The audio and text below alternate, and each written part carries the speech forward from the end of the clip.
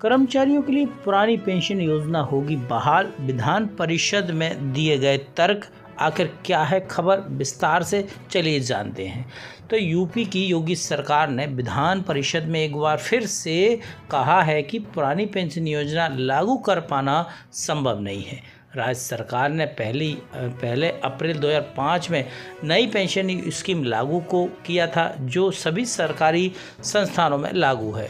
दरअसल शिक्षक दल के नेता ध्रुव कुमार त्रिपाठी ने कार्य स्थगन के तहत पुरानी पेंशन का मुद्दा उठाया। उन्होंने कहा है कि देश भर में शिक्षक और कर्मचारी पुरानी पेंशन की मांग कर रहे हैं। प्रदेश में भी पुरानी पेंशन योजना से वंचित शिक्षक और कर्मचारियों के द्वारा पुरानी पेंशन की मांगों के समर्थन में लगातार धरना प्रदर्शन व अन्य आंदोलन किया जा रहा है, लेकिन सरकार संवेदनहीन व उदासीन बनी हुई है। आगे उन्होंने कहा है कि अब यह चुनावी मुद्दा भी बन रहा है। कई राज्यों में पार्टियां घोषणा पत्र में पुरानी पेंशन का ऐलान कर रही हैं। इस मुद्दे पर सरकारें बन भी रही हैं। उन्होंने कहा है कि यूपी में भी 2022 में कई सीटें भाजपा नेताओं ने कई सीटें इसी तरह वजह से हारी थी। उन्होंने कहा है कि शिक्षक और कर्मचारियों के साथ साथ उनकी भी मांग है कि पुरानी पेंशन को लागू किया जाए।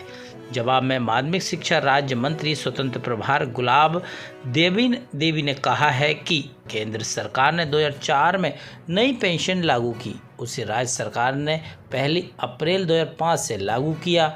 उसी के तहत प्रदेश में नई पेंशन योजना लागू है। शिक्षा राज्य मंत्री ने कहा है कि राज्य सरकार द्वारा वित्त पोषित शिक्षण संस्थाओं को राष्ट्रीय पेंशन प्रणाली से आच्छादित किया गया है। आगे भी इसे जारी रखा जाएगा। कुल मिला के विधान परिषद में जो तर्क सामने आए, उन तर्कों से स्पष्ट हो रहा है कि उत्तर प्रदेश की योगी सरकार पुरानी पेंशन के मत में नहीं है।